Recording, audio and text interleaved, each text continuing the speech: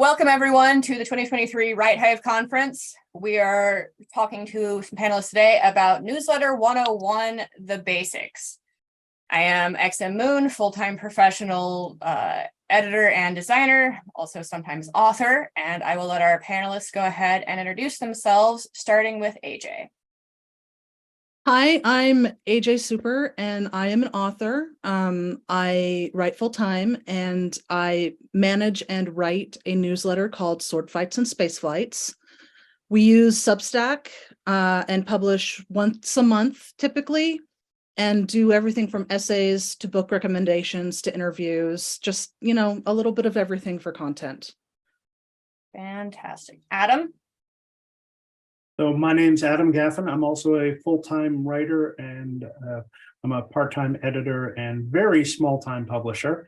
I can't say that my newsletter is as elaborate as AJ's, but I also do it just once a month, and I do it actually out of Wix. So, Tiffany?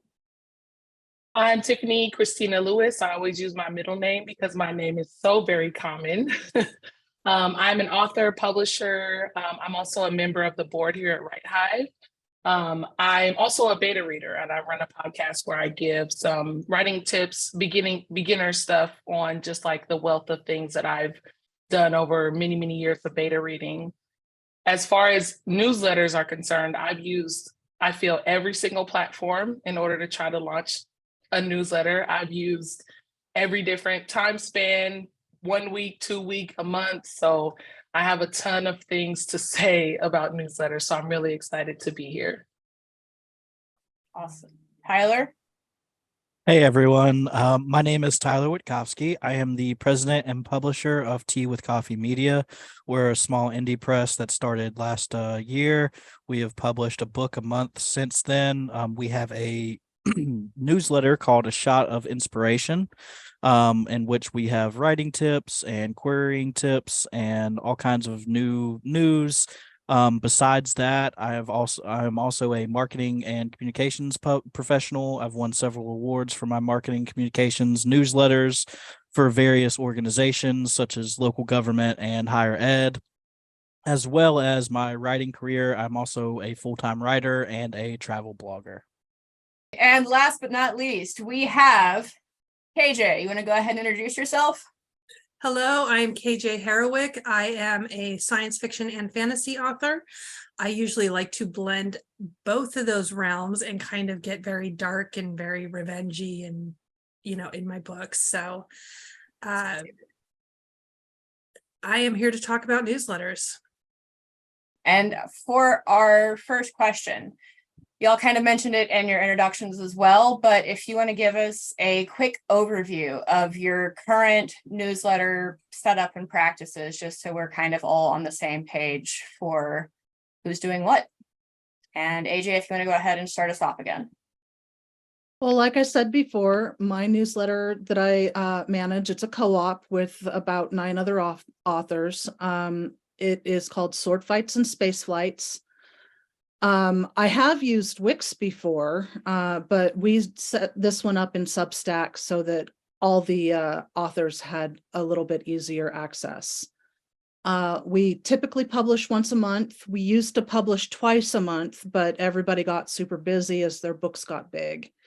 And that's actually why I'm the manager now. I took over from MJ Kuhn, the author of what was her book called? Among Thieves. That's it. And she got busy with her book, and I decided I would start managing the newsletter for her. And we do essays, personal essays. The last one we published was, do you need a MFA to be an author? The answer obviously is no. But he went into detail because he did have an MFA, and he interviewed those of us who don't have MFAs about our careers, and a couple of other authors as well.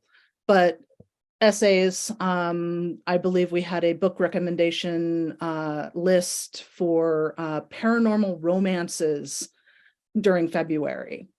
And this month will, this coming month, April, we'll be doing interviews.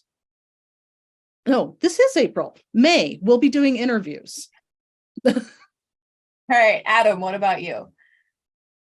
So I do, since I do it myself, and it's just me, I do it through Wix, which is where my website lives, which makes it very convenient for integrating the email list. And I also gather email addresses from Story Origin for my reader magnets. So once a month, get to put all that together. And it goes out every 4 weeks.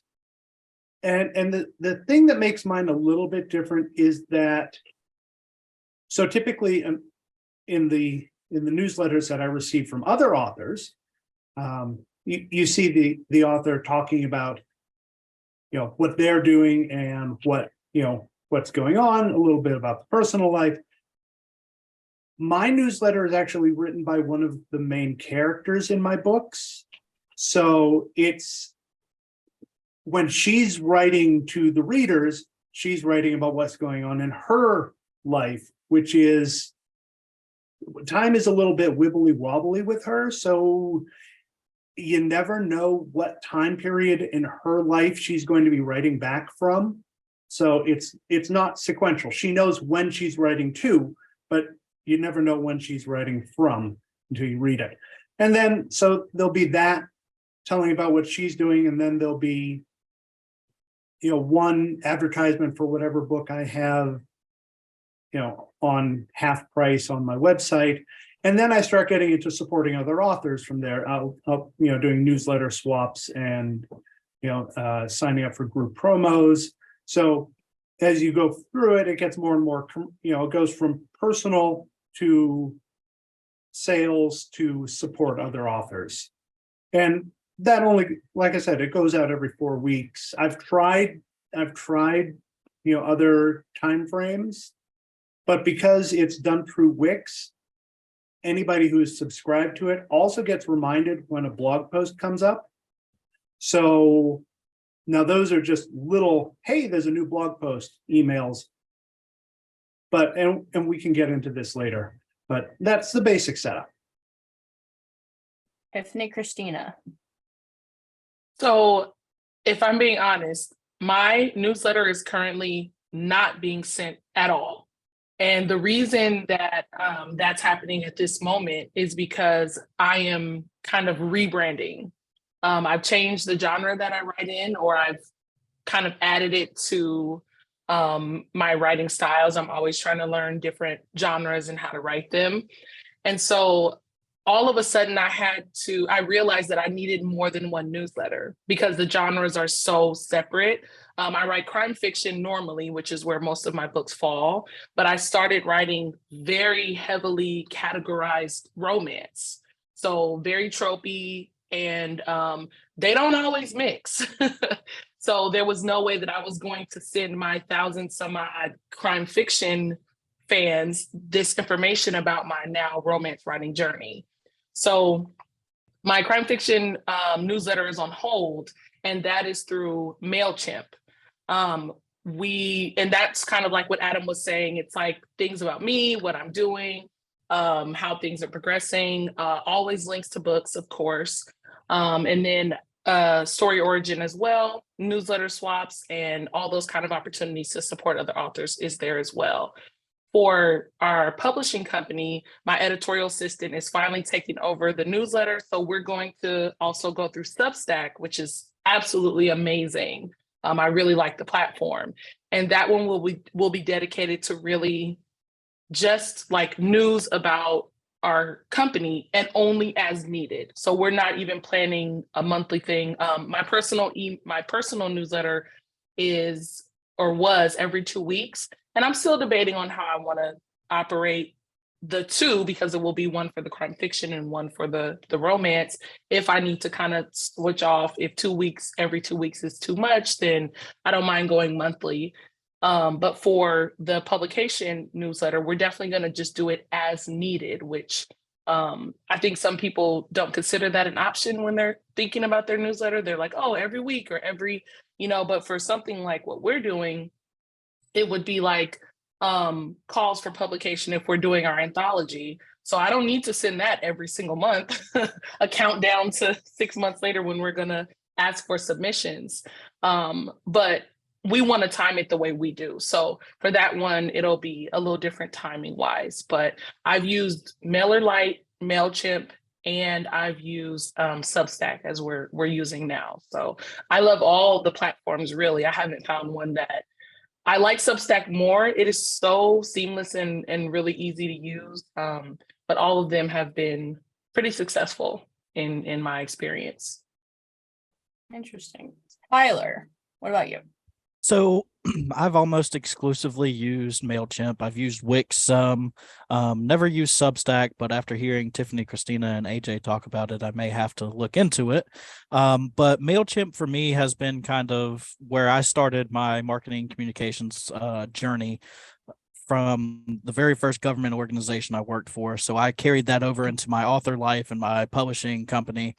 And we do a monthly newsletter for our publishing company. It's called A Shot of Inspiration. Like I mentioned earlier, it has different tips for writing, querying, and publishing. It also has specials for our books. It has pre-release information. Everybody who's subscribed to our newsletter gets the first look at book covers for that month. They get the first look at blurbs and the first look at the video that we make for all of our books. So it's like a special little treat. I think that's the biggest thing with newsletters is making sure that there's a value in them.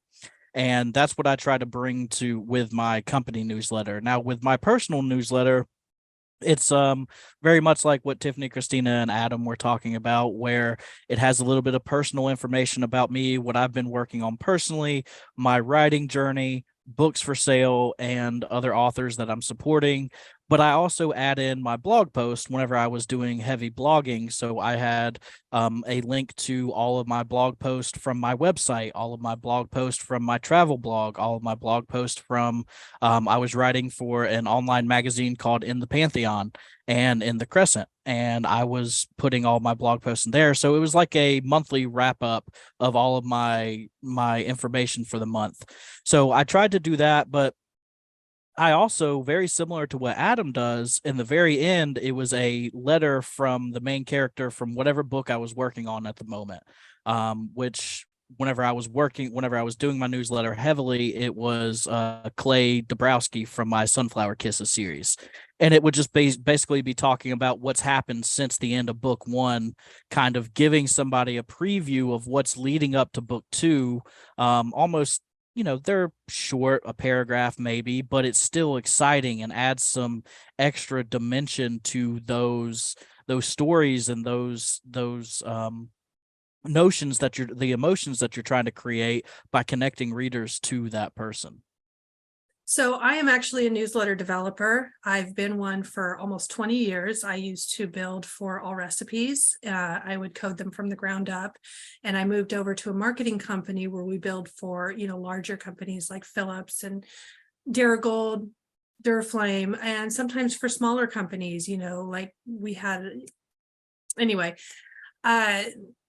so I have taken a lot of that industry knowledge, and as I, really live in author world now, I've tried to pull a lot of that knowledge over and go, okay, how are authors doing this? How is the industry doing this? How can I mesh these two together? And so you see that meshing a lot of times with the newsletters that I run. I help run the Portal World Publishing newsletter. We send once a month. And I also have my own newsletter. And those ones I've done a couple where I build them from the ground up, but I tend to lean more into drag and drop systems. There's MailerLite, there's MailChimp. There's so many wonderful systems out there. Some of them are, free. Some of them are, they've got paid firewall programs. And then I've also kind of leaned into pre-built systems from bigger companies where they build how they want their newsletters to send. And so you have a specific format to put all of that data in and send to their larger lists. So Very cool. So it sounds like you're going to have kind of an interesting perspective on this as well versus, everyone on our end who, this is what's out there. This is what we can use. yeah, because there's a lot of industry information out there that I think people aren't aware of. And so they're using these pre-built newsletter systems and they send stuff out and they send it out and then they get frustrated and go, why is this not working? Why don't I have 100% engagement? Why don't I have, why isn't everybody loving me? And there's actually a whole smorgasbord of data on industry practices that hopefully we can get insight into as we go. So my next question kind of is going to build off of that. As AJ and I were talking about before the panel, might be a little contentious. How important is a newsletter for an author? And then within that, newsletter versus a blog, because I know Adam mentioned and Tyler did as well, pulling in those blog posts, but also what is the draw for you to the specific newsletter format as a tool? Cool is the word that I'm really glad that you said that, because as I, sort of listened to everybody else and how they were talking, there's a lot of different perspectives on, yes, an author needs a newsletter. No, an author doesn't need a newsletter. Yes, and there's this back and forth. And I think when you take a step back from the yes, no spectrum and you really look at a newsletter as a tool, it's a tool that you can use, and it's very unique because what it does is it allows you to get rid of all the social media noise, all of the, the sales and store platforms like Amazon noise, and it allows you to bring loyal customers into your space. And when you get them into your space, it's not just sell all the time. It's you have a unique opportunity to talk to them because all the focus is on you. So they're not focusing on, oh, so-and-so said this, so-and-so said this. So when you look at a newsletter as a tool, then every author can decide, do I need this tool right now? How is this tool going to help me to bring people into my space so I can talk to them directly without all the chaos around them? So anyway, so that's kind of my perspective, is if we look at it as a tool, it can be very useful. If the tool is used incorrectly, it can be very detrimental and it can cause people to unsubscribe, to turn away, and to really just not show any interest. I've actually subscribed to a lot of author emails for a while because I really wanted to see, I've got this whole world of industry knowledge and I wanted to see, okay, big companies are doing it like this. When you look at Nike and you look at Adidas and you look at Netflix and big companies, how are they doing these newsletters? What are they doing? How are they talking to the people that are on their list? And then I wanted to see, how are authors talking to their readers? And there was a huge difference. It was, now granted, bigger companies do leverage an entire team behind them. They've got a designer, they've got a copy editor, they've got an HTML developer, but, and sometimes authors are sort of alone and swimming in circles trying to figure out how to do this. So I wanted to really bring two sides of this great tool together and figure out how to use that. And it's been a very, very interesting journey because there's a lot that authors can learn, but I think there's a lot that larger companies too can learn. They can stop being the cold sell and look at something called an active, healthy lifestyle. And I'm going to quote Mark Williams here. He kind of created this concept of, if you're going to market to somebody, show them that they need it in their lives, or show them that it's something that they can have in their lives. Show your fans holding your book, show, so there's kind of there's a big gap, but there's a lot of ways that we can bridge that gap. And then stepping away from that, as far as a newsletter versus a blog, again, a blog is a very different tool. It's another way to cut the noise away from social media and sort of say, this is my space. But a blog also has another function. It's a hub for your newsletter, for your subscriptions, for all of your books, for, you know, if you want to do reviews, for everything that you are. And most authors do tons of other stuff. They sell merchandise, they're editors, they're copy editors, they're, you know, they're copywriters.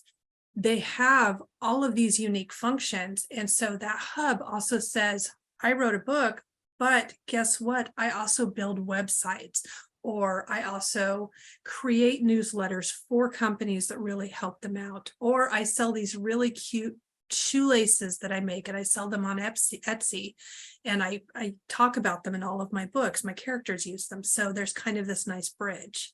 I think it really comes down to, as an author and as you grow your career, because remember, we're not just throwing one book in the universe and saying, yay, love me. We are building this path, this library, this very small empire of creativity that's just beautiful to everybody, you know, or beautiful to the people that you really resonate with. So as you're looking at your empire and how you're building it, how you're talking to people, think about, what tools do I need today? You know, maybe you're starting out self-publishing and it's very small and you can only afford nothing. So you use GIMP instead of Photoshop, or Canva instead of Photoshop. So, or maybe you're using a newsletter because you don't really do social media. So it's looking at, what tool do I need today? What tool am I going to probably need in 5 years? How do I move from this space forward? And how do I learn how to use the different tools that I can leverage into as everything grows? I think they're both really important. I think every author has their own ways to communicate with their readers and their own ways to best connect with their readers.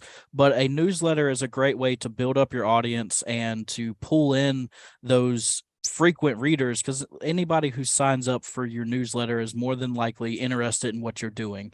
They're interested in your stories. They're interested in who you are as a writer, because I think as an author, that's something that a lot of people want to connect with, is they want to connect with the author on a personal level. So giving those personalities and showing who you are in your newsletter brings that extra layer to who you are as an author. Similarly, we tell all of our authors, you know, in our publishing company, and this is just something that I've learned in my marketing world, blog posts are super important for SEO. Whenever it comes to building your author website, you know, SEO best practices recommend adding 2 to 3 pieces of new content to your website every month. So by using a blog to create that, you're keeping your website fresh and you're keeping it at the top of the page whenever Google is searching for it, whenever somebody's Google searching something very similar. So I think blogs in that sense are very important for your SEO and your website, but a newsletter is important as well to connect and build with your audience, because and they go really hand in hand. Using your newsletter to promote your blogs also helps to build that audience and give them that feedback and give them the information that they so badly desire, while also driving traffic to your website and increasing the views and increasing your page rankings. Tiffany, Christina, since you got all the platforms and the variety in there, what do you have to add? I 100% agree with what Tyler was saying. Basically, they're both important, but I want to focus on newsletters because I could say a whole lot about blogs. I will say one thing though. Part of this whole discussion about newsletters and blogs, websites, and all those kind of things are about like an author's ability to do something or have something that belongs to them. Like Tyler was saying, it's about your brand, it's about your fan base. And so having a blog is a really simple way to have a website, could potentially be free, where you just as an author are there. This is your space. And I think newsletters are the same, except for social media. So basically, the reason I encourage authors to get websites and newsletters is because social media is a very, it's like one of the things that we all lean on for connecting with our fans. However, we do not own social media. Social media is owned by someone else. It's governed by someone else. The choices of how they run it or who is allowed to do what belongs to someone else. Your blog, however, only belongs to you. Your newsletter only belongs to you. So having a newsletter is the best way, in my opinion, to get a hold of your fan base, because like Tyler said, if they're signing up, trust and believe they are very interested in you, because it's not Twitter. They're not just like following you because they can follow a million people. They're literally agreeing to get your information in their inbox whenever you want to send it. So this is like the absolute confirmation of their interest in your product. So go ahead and have it. And I know we'll probably talk about this a little bit more, but even if you can't send it frequently, even if you only send it once a year, it's a good idea to just develop your list, because it does create that fan base that you will want to monopolize on over the course of your career. That's a phenomenal point about controlling our communication outlets. Adam, what do you have to add? So building on what Tiffany and Christina said, since I do everything through Wix, which includes my blog, and people can subscribe to the newsletter through there, and the newsletter gets sent out through there. One of the things that I can do when I send the newsletter out is tell Wix to send a notification to social media, so that the more casual fans, the ones who haven't subscribed yet, but who still follow me on Twitter or Instagram or Facebook, can be aware, oh, there's something more that they can go find. And I actually have an interesting take, I think, on the uses of the list, because everybody talks about getting their list. Get your list, get your list, get your list, curate your list, make sure you're engaged with the people. One of the accidental side benefits of people on my list being notified when a blog post comes out, and generally there are going to be 3 or 4 of those in a week. I do author interviews that I post on Monday. Getting fresh eyes in, because I'll do written interviews with people from any genre. So their fans are coming to my website, and my fans are going to read about them. So it's good cross-pollination. So the people on my list are receiving these emails. What it does is it weeds out the people who just signed up to get that free book. Because if they're getting that little reminder, 3 or 4 times a week, it doesn't take very long for them to say unsubscribe. And they're not the people that I'm really writing a newsletter for in the first place. They're the, oh, if the book is there, I'll pick it up. And if not, if I don't see it, I'm not thinking about it. That's, but the people who stay subscribed, and my newsletters have stayed at about 500 pretty consistently. When I send it out, I'm getting 70 to 80% open rates. So the people who are getting it really want to get it and really want to maintain that connection. And that's exactly who as an author, you need to have those super fans, just following you and going, oh yeah, where's my next fix?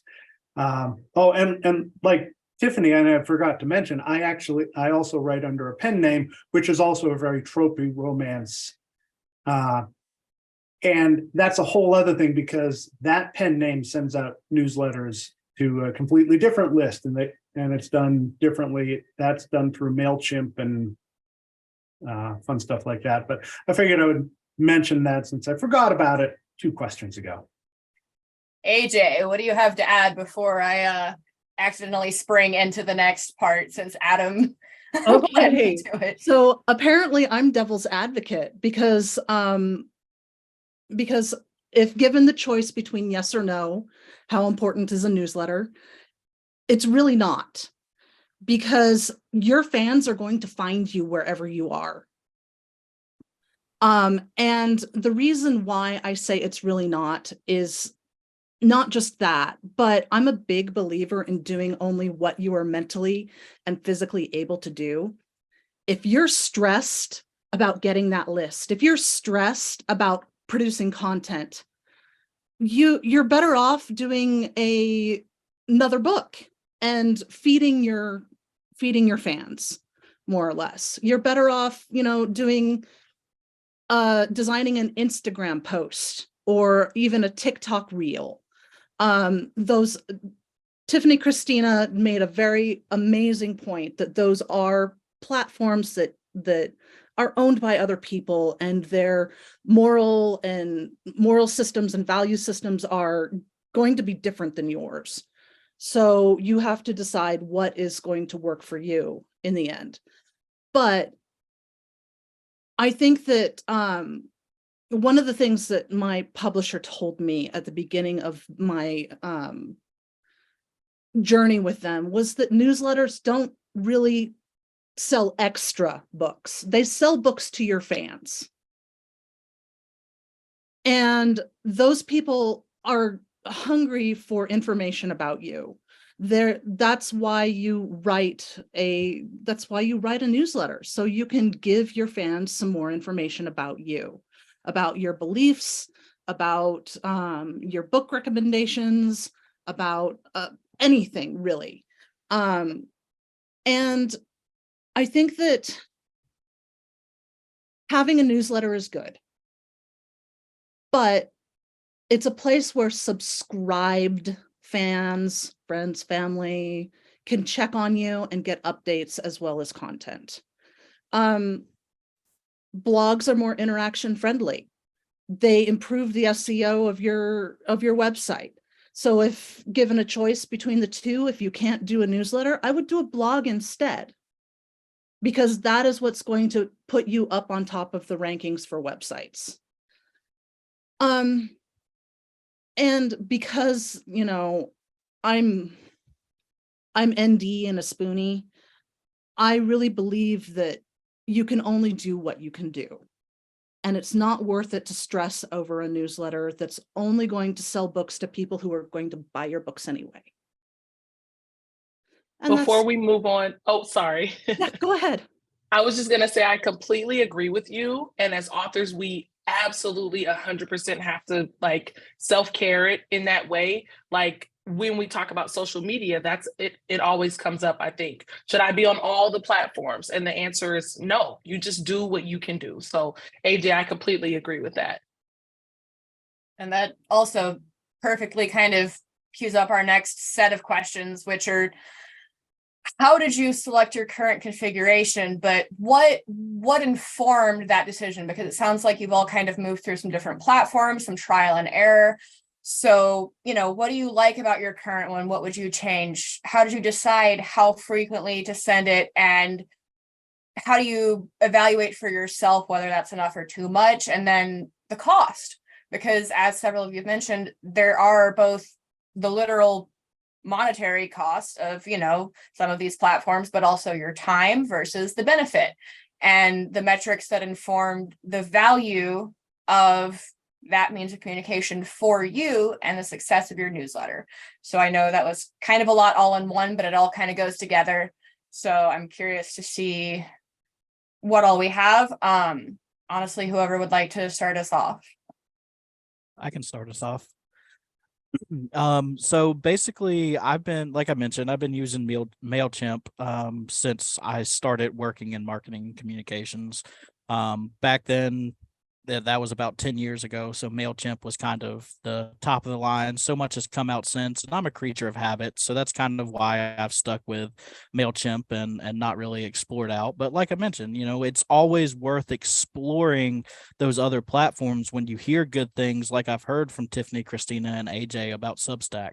So being open to new platforms is just as important as having as having a newsletter, because you've got to be able to adapt to changes as they come in this world. I like MailChimp because I think it's easy to use. I love their template builders. I love that you can have a archive list of all of your newsletters, and you can control the sign up forms and how it looks. And There's just so many different forms that you can create, and you can even create websites through MailChimp. I know one of our authors did that. She created a website through MailChimp, and she used that as her main author website to drive traffic to and to get newsletter signups. As far as cost, being a publisher, we have some more funds that we can put towards our publishing newsletter. But for me as an author, I always start off with the free version if I can, a trial version, or up to X amount of subscribers for free. Because again, you want to make sure that that platform is going to be the platform for you, because what works for me and what works for Adam may not work for AJ and Tiffany, Christina. So we've got to, you've got to make sure that you're open-minded going into these and deciding what works best for you, because everybody has different preferences. Everybody has different things that they like. They have different types of organization. So it's hard to say for me, which one is the best one that I've worked with, because I'm a little bit biased, because I have certain things that I like about MailChimp that I'm just not willing to give up. But if Substack or something else offers me those same opportunities, then why would I not go over there and at least test it out and play with the functionality, sign up for a free trial, or do something like that? Because most platforms and a lot of your newsletter platforms are free up to a certain amount of subscribers. But even if they're not, a lot of them have some kind of trial period, whether it's 2 weeks, 90 days, 60 days, something like that. So being able to get in there, and even if you don't send out a newsletter during that trial period, you just get in there and play with the functionality, figure out which one is the best one for you. Because like I said, ultimately, everybody has a different opinion and a different way that they want to do things, especially when it comes to newsletter and blogs. So it depends on your needs and what you want to do with it. Yeah, for me, the cost isn't terrible considering the benefit, because it's been 10 months since I put out a book of my own. I put out a couple under the pen name, but my readers, haven't gotten a lot of content. So having Kendra write the newsletter gives them a little bit of content, once a month or a little bit more frequently. And it takes me a couple hours every 4 weeks to put the newsletter together. For me, okay, that's perfectly, I'm perfectly willing to do that trade-off. The integration that I have with Wix, because that's where my website was built. A couple of years ago, I decided to get serious about the website instead of trying to patch something together myself, and hired somebody. And we talked and we went back and forth, and we settled on going with Wix. And I like Wix because of all the various things that are integrated, and I've gotten pretty good at it. I still use MailChimp again for the pen name, because that subscriber list is still pretty small. And I have toyed with other services, and yeah, that's where I am. And AJ, I don't know that you're so much devil's advocate as you're simply expressing something that we hadn't, because I think we're all in agreement, with where you were coming from about the newsletters. I'll be a little more technical in my response. When it comes to the amount of money that you're going to pay, like Tyler said, look around, try everything, go for that free plan, and play around with it, because once you make that first payment, obviously you've used your money for that. And don't be afraid to just stick with your free plan for as long as you need to. Again, they are kind of like, they'll try to charge you more when you have more readers. And if you have more readers, then that's the benefit. So understandably, we would pay for that. As far as, I think Adam kind of brought up the time, and AJ, these answers kind of go hand in hand. If you're spending a lot of time on it and it's not giving you any benefits, then you might need to take a step back. It's up to you to decide, like, is this actually worth my time and energy?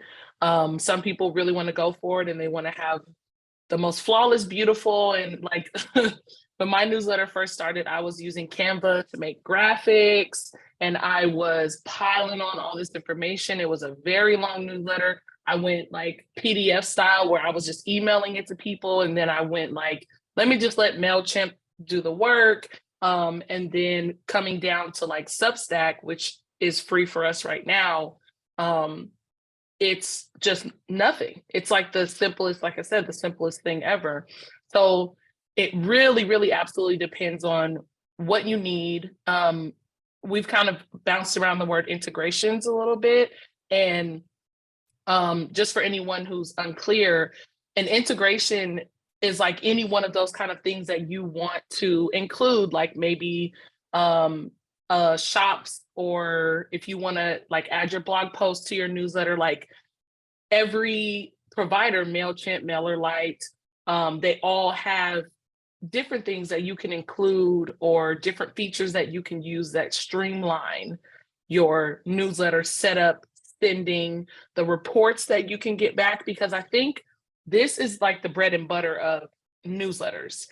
You can read reports on how well your newsletter did, what got clicked when you put the links in.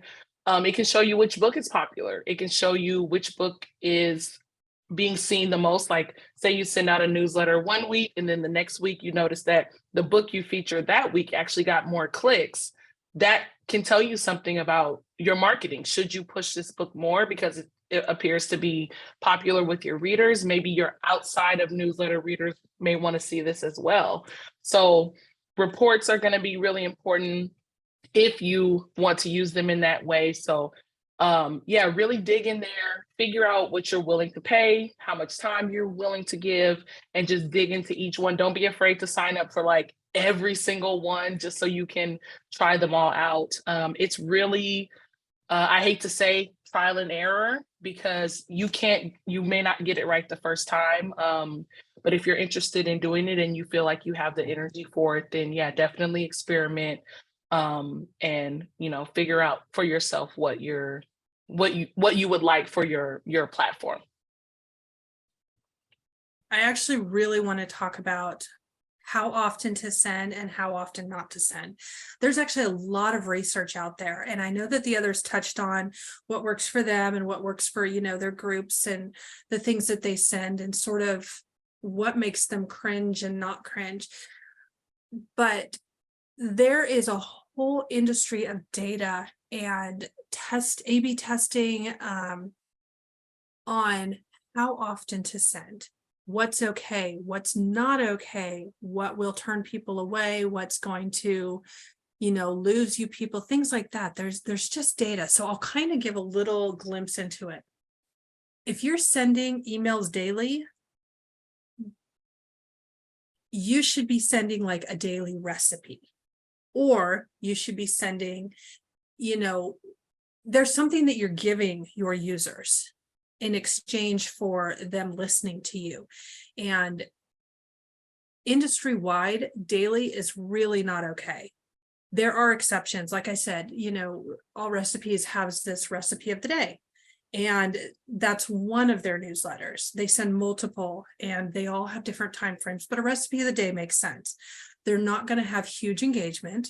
They are not going to have the only call to action in each one of those is going to be if you want to see the recipe on the site or read the reviews here. And they do. It was just this little tiny recipe. I don't know if they're still doing this. I'm assuming they are. This was like 20 years ago. But it's literally, it was a picture of the recipe, kind of the stars on it. Was it a 5-star recipe, 4-star recipe? And just the recipe.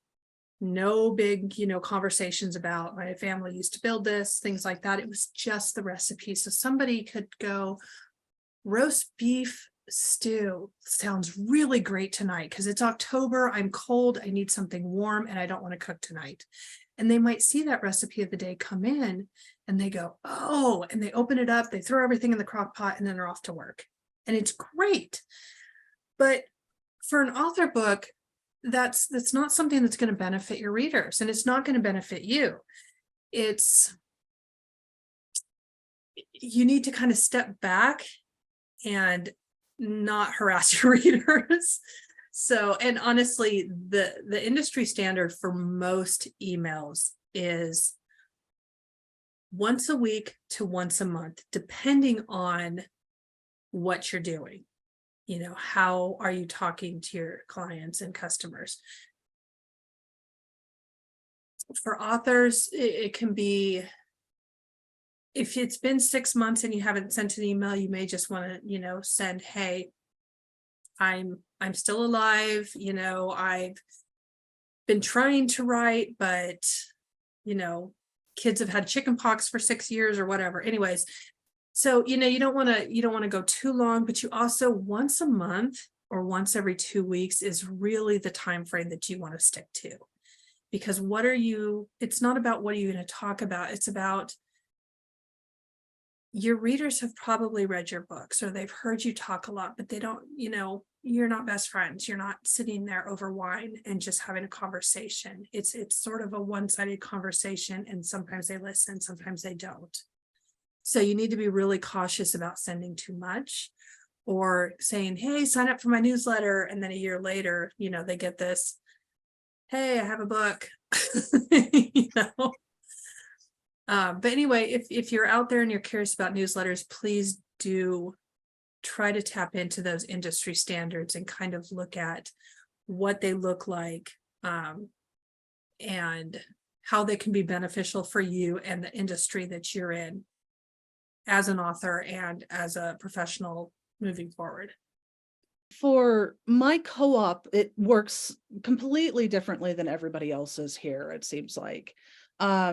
It just kind of fell into place. MJ, the former manager, she's the one who did all of the research and chose Substack over MailerLite and MailChimp. And before that, I have a Wix site as well, Adam. And I would run a newsletter monthly through there. And when I was blogging more often, I would run my blog through the newsletter and all of that jazz. But we found that Substack had a very, very small learning curve, a nice light learning curve. It's really easy to use. It's super simple. It was easy to get the other authors, you know, as contributing authors, as opposed to, you know, the only the one person running it. We have a Google Doc that we sign up on for our monthly little things. We, for content, we communicate via Facebook. We're very, very old school, it seems like.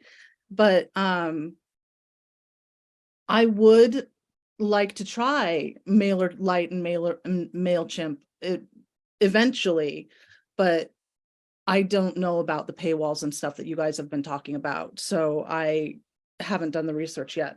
But as for the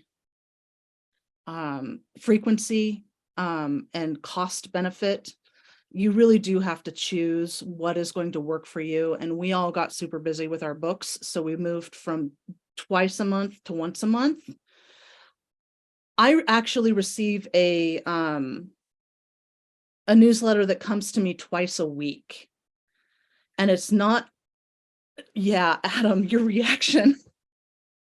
It's, at first I read it, but now it's twice a week. And it's not short. They're good 8 to 10 minute reads. Ugh. I don't read it anymore, even though I'm subscribed. So you really have to find that that the return on investment, the return on your time, to figure out what is going to be best for you, to release your newsletter. When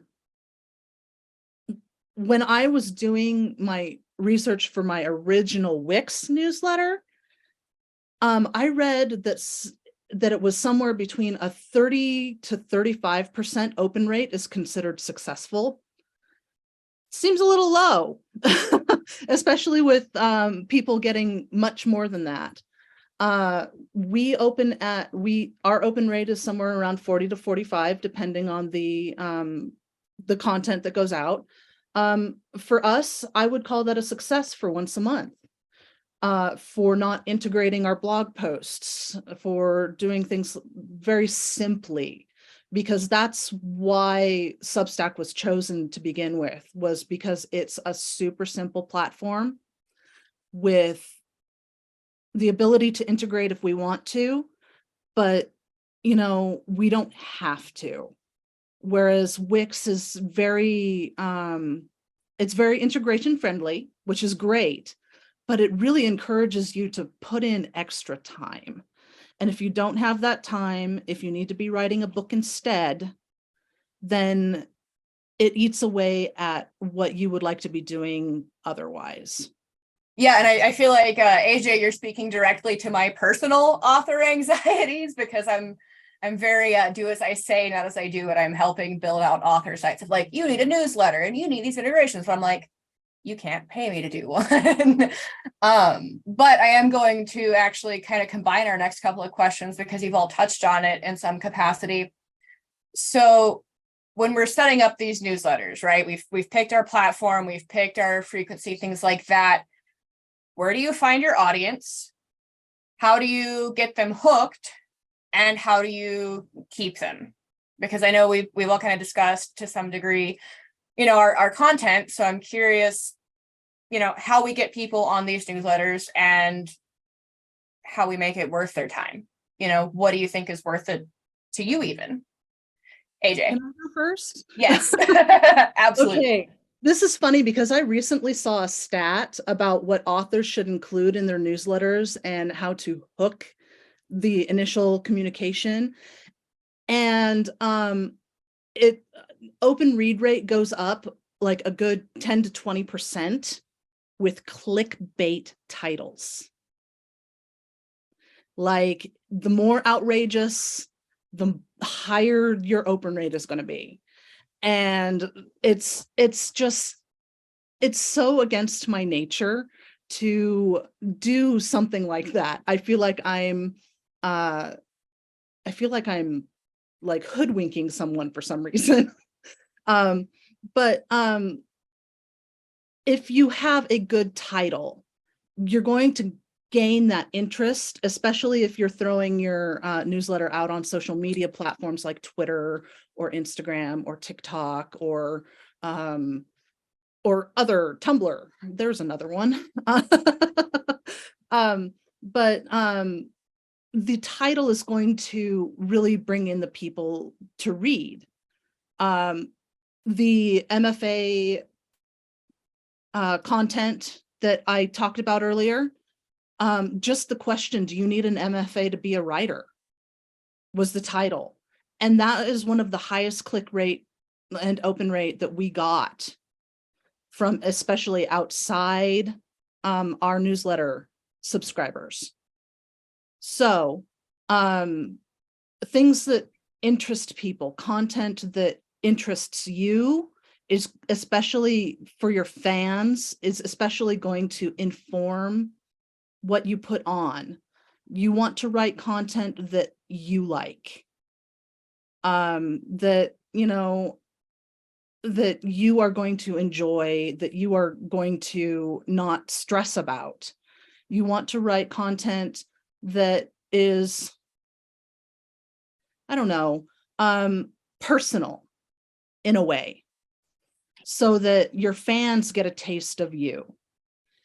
It's harder to do in a co-op like we have, because, I only write once or twice a year, and same with the other authors. But we do things like, our paranormal romance writer, she writes a list for February's paranormal romance book recommendations. And we support other authors that way. And that's the other thing. People want to see you support other authors. They want to see what you're reading. They want to see what you suggest. They want to see what you like. And that also goes to speak to the personal content. If you are an author who likes to read and rec books, do that. If you are an author who likes to write, definitely do personal essays, short stories, excerpts, do like Adam and Tiffany Christina did, or was it Tyler that you guys have the personal essays from your characters? Have you done that, Tiffany Christina? No, I haven't. That would be interesting from a crime writer perspective. Case But notes. yeah. But if you like research, do research-based essays. People are going to read you because they're fans. They're going to subscribe because they're fans. And you can't, that kind of interaction is a wonderful, wonderful thing. And that's why newsletters are good. And interacting with fans, that's just a great thing for an author to do, to get to know what their fans want, to get to know what their fans like. And that's about all I have to say now. AJ, I want to piggyback off of you because you make a really good point about everything you said was spot on. Like the title, if I am to pick one thing that you should pay attention to a little bit, because there's so much advice out there about, like you said, what to put in the newsletter, how do you get, and then all of a sudden you'll just make a title that maybe you even think is silly and you get the best click rate you've ever seen. And so, yes, I do think a little bit of attention should go into your title, because that is truly the only thing that the reader is going to see no matter what. When they open their inbox and they're going to see that one line or just a couple of lines that tell them what's inside the email. So yes, that is extremely important, I do think. But on the inside, you can literally put anything. I know that probably sounds insane, but it's like what AJ's saying. It's about who you are. And it's also something that Adam said earlier. You want people to be subscribed to your newsletter who like what you're sending. So if you're making it very personal and people are unsubscribing, those people weren't meant for you anyway. They're not meant for your platform, and maybe not even for your books. If you're, writing from your heart and this is what you're putting in your newsletter as well, then so as far as hooks, inside your newsletter, I'm not really for that. Just put in what you can, what you want. If you want to follow any kind of formulas, then I would say look at your favorite newsletter. I think we all get a ton of them. And if that, if you're, because also like you were saying, AJ, I also subscribe to an author's newsletter who sends them twice or sometimes 3 times a week. And if she has a book coming out, she sends it every single day. And I realized that there was no way that I could make a newsletter like that. Not only is it a lot of work, but it is annoying to me. It may not be annoying to other people, but I had to eventually unsubscribe because my mailbox was getting inundated. And so for me, this wasn't a model that I wanted to emulate. But if you have a newsletter you really like, even if it's from like a clothing store or from Walmart, if you just like the Walmart newsletter, then see what you like about that, and you can absolutely put your own flair on it and put that into your own newsletter. So yes, I think titles are important, and also definitely give your personality. That's how you develop and keep those fans who really love you, who are there for you specifically. Yeah. Oversending newsletters is absolutely the fastest way that I know to lose subscribers. I not every day, but there's this one author that the pen name subscribes to who sends out 5 days a week. And and they're short. But at this point, I don't even open them anymore. It's like, no, I'm this close to unsubscribing, because unsubscribing when I'm not opening them will actually help them a little bit. It'll improve their open rate. So I'm this close to unsubscribing. The only problem is every now and again I open one and there is something good in there. So, for finding the audience, that's a, that can be the tough part, for getting the people to subscribe. Story origin, and having those reader magnets. Here you go, have a free story. All I want is your email. You're signing up to get my newsletter. I get a steady trickle of people who just go to the website and subscribe right from the website, because you got to have that. You got to have that integration so that they can subscribe to the newsletter when they go to your website, whatever it is, whether it's just, even if it's just, you put up a blog post every couple of days or every couple of weeks and they can go there, but they can click on a button and say, yes, I want to subscribe. You need to have that as an author. But doing swaps helps. It helps raise awareness with other authors, whether that's in your genre or cross genres, because you never know what somebody's going to want to read.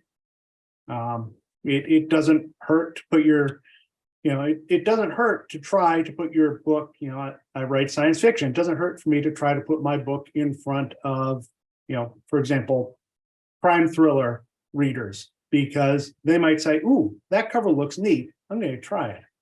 And vice versa. Readers are not monolithic. And there are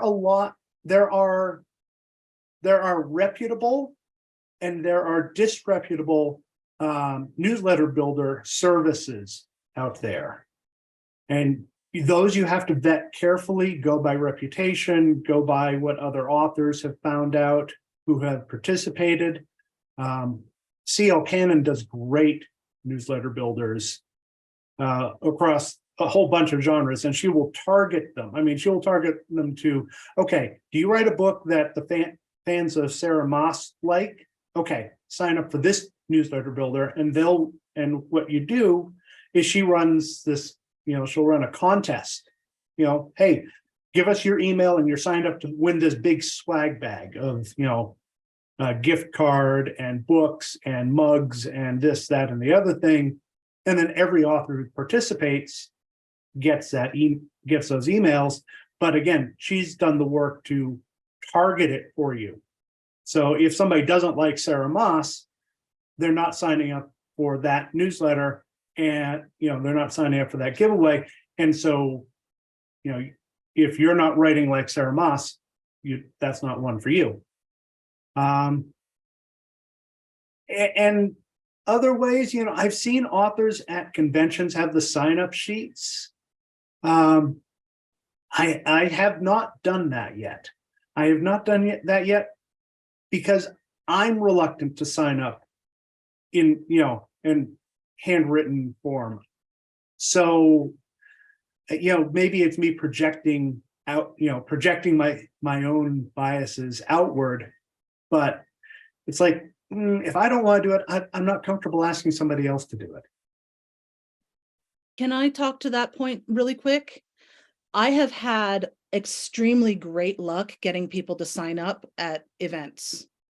The first event I went to, I had people sign up for multiple newsletters, all at once, and it was over 100 people, and it was the AWP during COVID. So there wasn't a lot of people there. And everybody who stopped by, I was like, we have newsletters, we're all beginning authors, we're all newbies, we'd love to have your support. And most of those people have stayed with us. Okay. AJ, can I ask a question about that really quick? Because I actually have had a similar situation.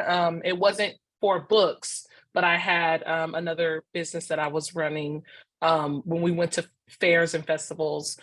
We had a list, and a lot of times people would sign up because they weren't buying anything. Was that kind of your experience, or was it an overall kind of whether they were buying or not, or whatever they were there for? You know, at the AWP that I went to, we weren't selling anything. We had books out, we had our bookmarks out, we had little things that people could take with them, you know, the book cards, postcards things. Because a lot of the authors were debut authors whose books hadn't published yet. So we weren't selling anything, but I do think that, especially like at book signings, people who don't want to buy your book right away, or what would rather buy it on a Kindle or use KU or whatever, they'll sign up. And eventually those people will get your information, and they'll be like, oh, they have 2 books out now, and they'll buy 2 books instead of just the one, or they're whale readers and they want the whole trilogy all at once. So it's really worth setting up a sign-up sheet at events, even if you yourself wouldn't like to sign up for one. But, you know, given the option, I would sign up for, I'm probably going to sign up for all of y'all's now, because it sounds so interesting. And it's great research to have more newsletters coming to your inbox as well. So Well, I have an event coming up in a little over a month, so I'll go. I'll try it out there.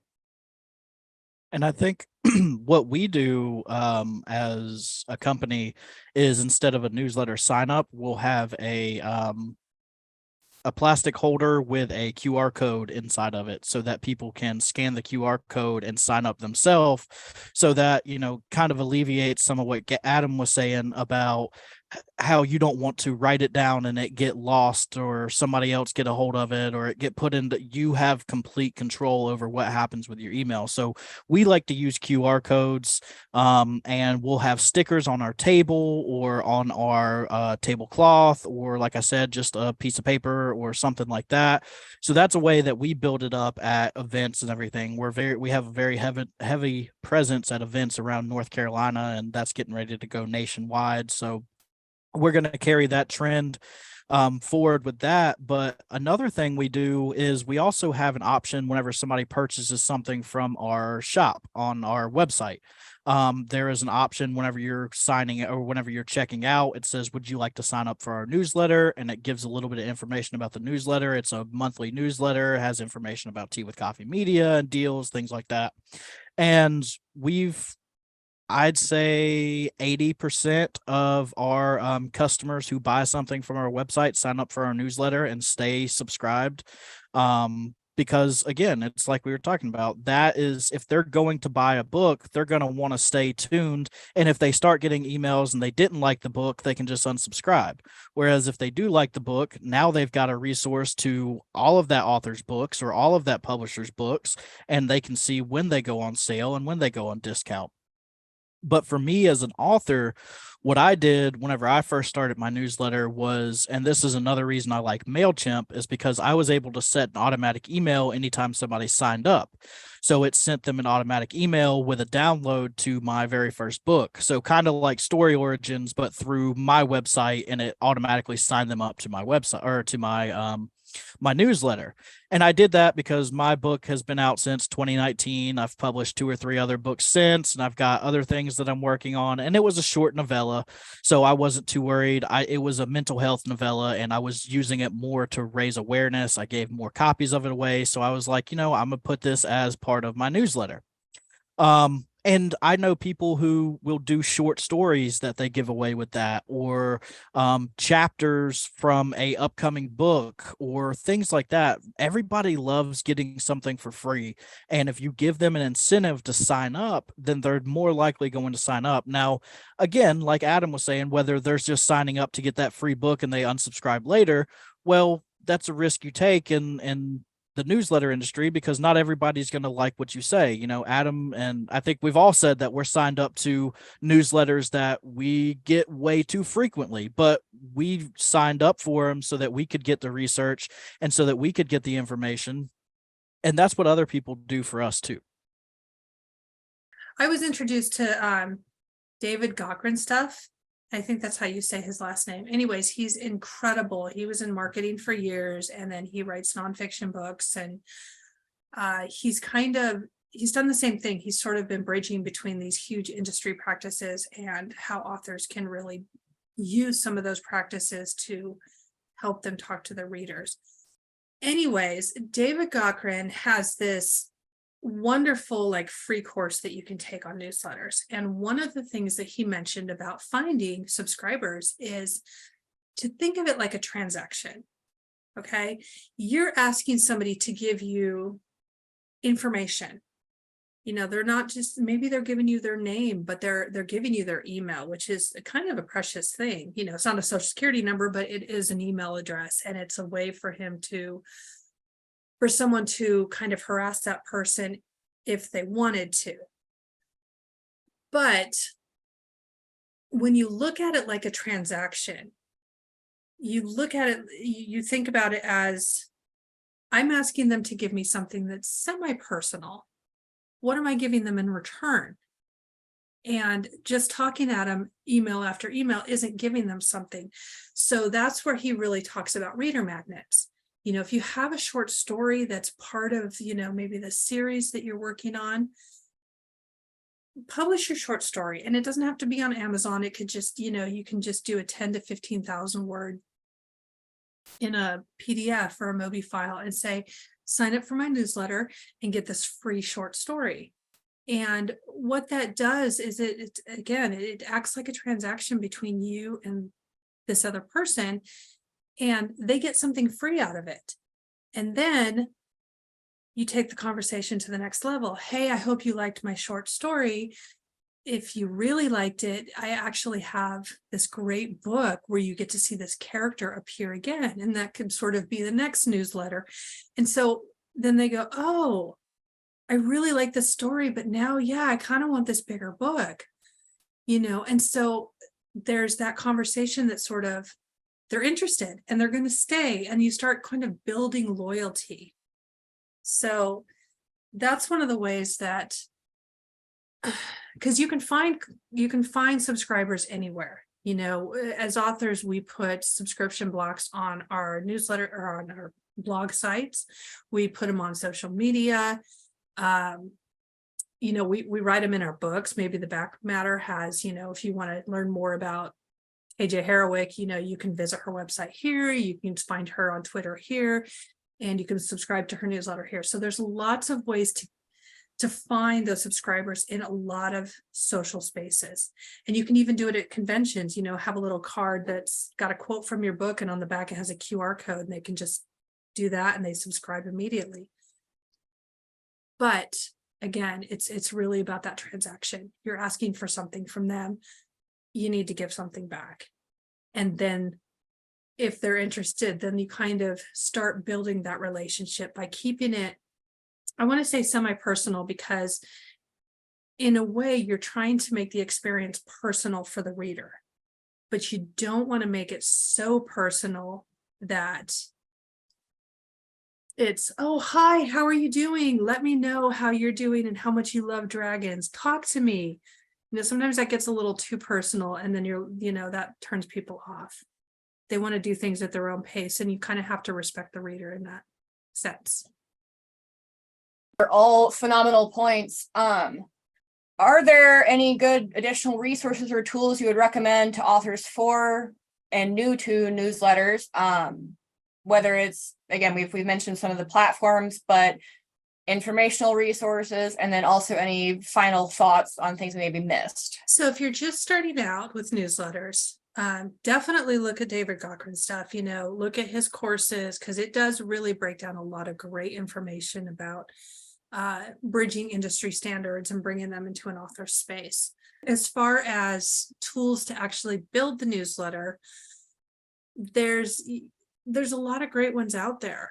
And, everybody's mentioned Substack and MailerLite and MailChimp. And, it's really about usability, because at the end of the day, the newsletters are going to go out regardless. But what works for you as an author? Some people love to send through Wix. And I personally find that it's just, that whole platform just doesn't work for me, but it works for other people, and then other people love to send out through WordPress and, some of their plugins, and you can kind of connect that way. You can send out through MailChimp. You can send out through MailerLite is one that I currently use and absolutely love. It's a little bit, the pay plans are a little bit cheaper than MailChimp, but it's pretty much, them and MailChimp they're pretty even. And there's, it's about looking at the system and going, does this make sense to me? Is this something that I can use without a huge learning curve? And can I send it to my readers in such a way that, it's not turning an apostrophe into HTML entity code? That is one thing that I've seen before in this lovely, lovely author.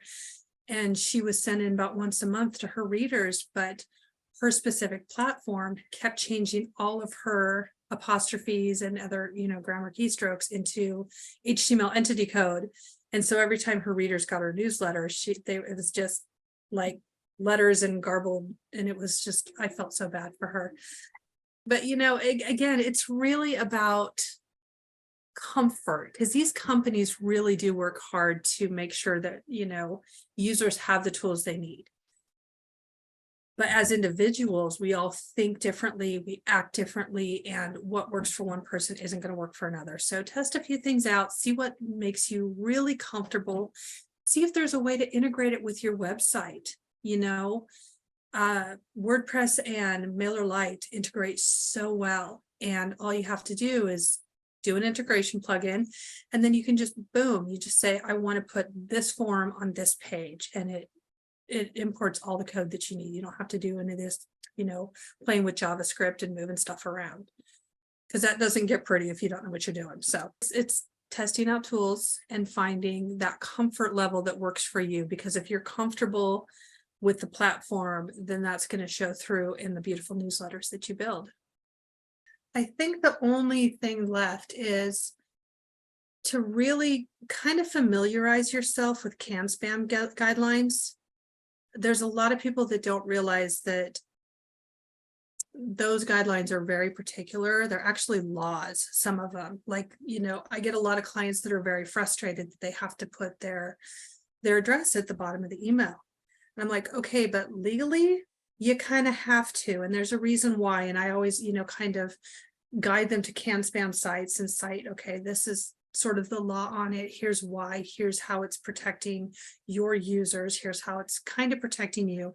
If you're uncomfortable, please get a PO box. I know it sucks to pay for it, but there are, ways to kind of follow those laws and protect your readers, but also kind of protect yourself. If you're not following kind of that basic law, you don't want to end up with a fine that's gonna, or a way that's gonna harass your readers and put them in danger, or a way that's gonna cause you a fine that, is like the price of $3. I'm going to do a shameless self promo here, but we do offer marketing consultation and newsletter building through our Tea with Coffee media. So if anybody's interested in something like that, we are here to help. Otherwise, there are several free resources and webinars. I know the Independent Book Publishers Association has webinars on newsletters. So does the Association of Writing Professionals. and writers and poets. There are so many different resources that you get out there that are writing focused. I mean, look at this. Right Hive has a whole panel that we're doing right now about newsletters. So there are so many different resources, free resources that you can go. I'll let everybody else talk a little bit more about the paid because I've never used any paid resources myself. So I don't want to recommend something that turns out to be a scam or anything, because I think Adam mentioned this earlier. That is something you have to be careful about when you're going out there trying to find these catch-alls and these one-stop shops, that you've got to be careful because some of them do end up in scams and they just take your money. But having a resource, doing your research on these resources, and just, searching the BBB and searching the internet for reviews, being sure that you're doing your due diligence before you go and use these resources and try these people who say they can teach you everything in 2 days. If it's too good to be true, chances are it's too good to be true. I mean, there are times where somebody really is that amazing, but how often do we run into that?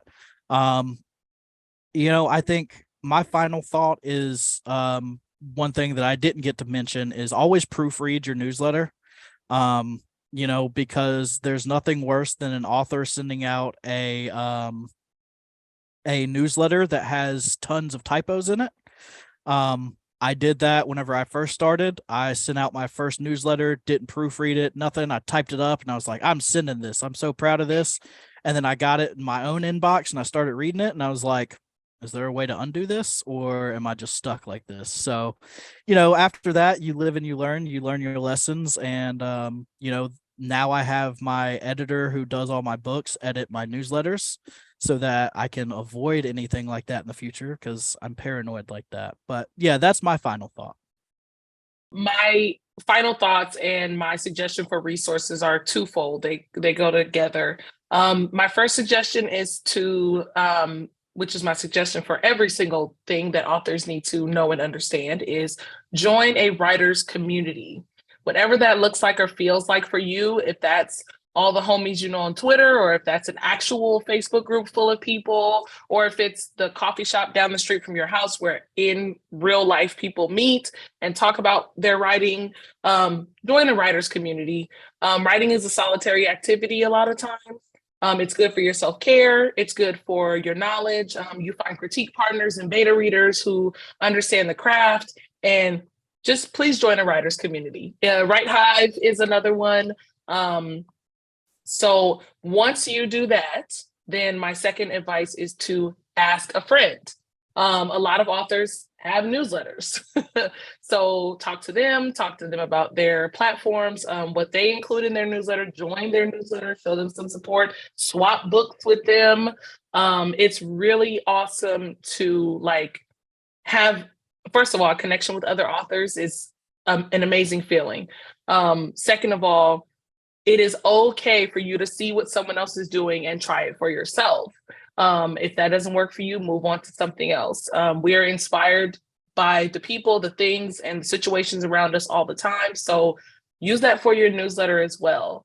If you are embedded in a really great community, you're going to find a wealth of advice or people who want to go on this journey with you, and it will absolutely enhance your newsletter and anything else that you're doing with your craft.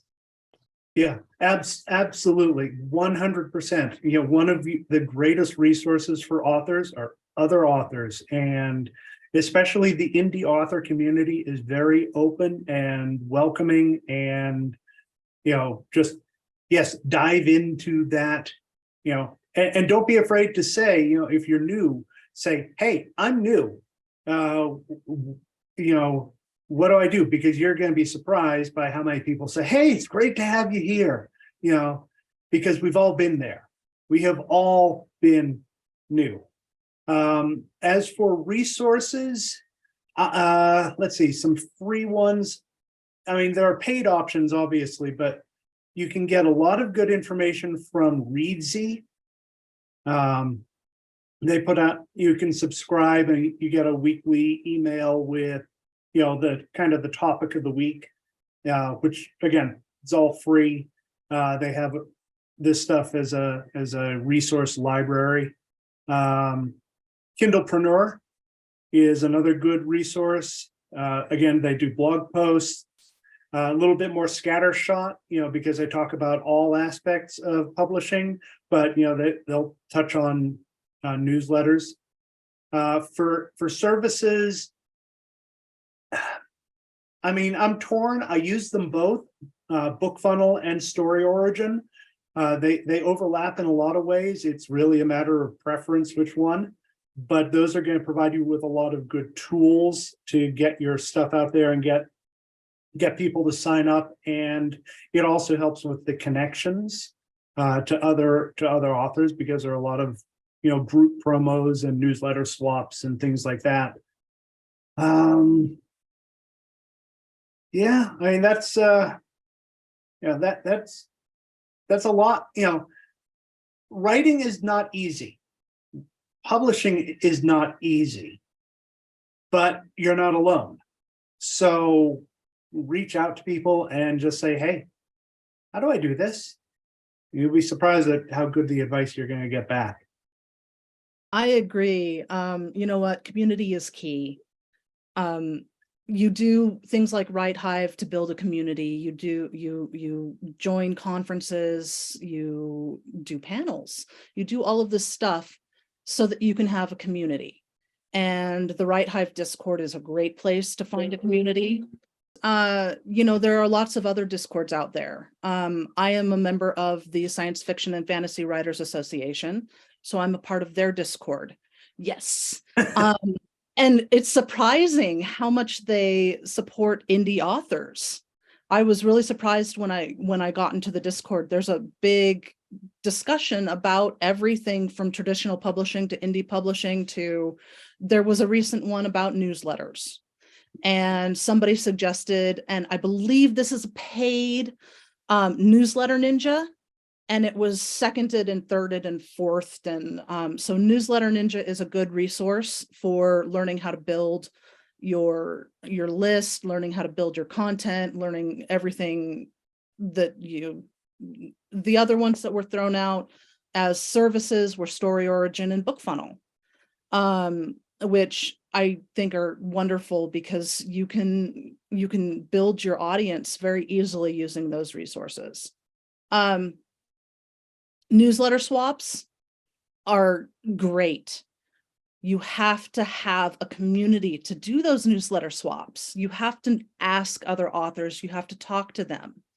And you can't be afraid to get, no, I don't want to help you out, because there's going to be those people. You can't be afraid to get a yes. In fact, sometimes getting a yes is harder than getting that indifferent person. So because you have to actually work for a yes, you have to do the work when you get a yes. So ask people, build a community, and Google a lot. Google is your friend. Like, vet all of those services, vet the authors, Google the authors that you like. I hear Max Gladstone has an amazing newsletter. And if you like Sarah Maas, why not sign up for a newsletter that she does? I'm sure she does. She's big enough. If not, she's probably got somebody writing blogs for her or something. Either way. But Google is your friend. Research, do the research, do the experimenting. If you don't know what platform you want to use, play with them. I know we had a lot to say about Substack and Wix, but MailChimp and MailerLite are out there, and they're out there and they're talked up for a reason. They're good at what they do. So, but yeah, community key, totally. AJ, you had mentioned the SFWA, Romance Writers of America. I mean, any of these professional writers organizations, if you can qualify for them, get into them because they have resources. I mean, that's one of the big things that they do. They have resources for their members, And the final thing, and it plays off of something AJ said, is something that Kendra always says. If I don't ask, you can't say yes. So don't be afraid to ask. The answer to the question that you don't ask is always going to be no. Thank you all so much for everything that you had to share with us today. And for everyone watching during the convention, thank you as well. We'll be taking questions for a while after this, and enjoy the rest of the conference. Thanks so much.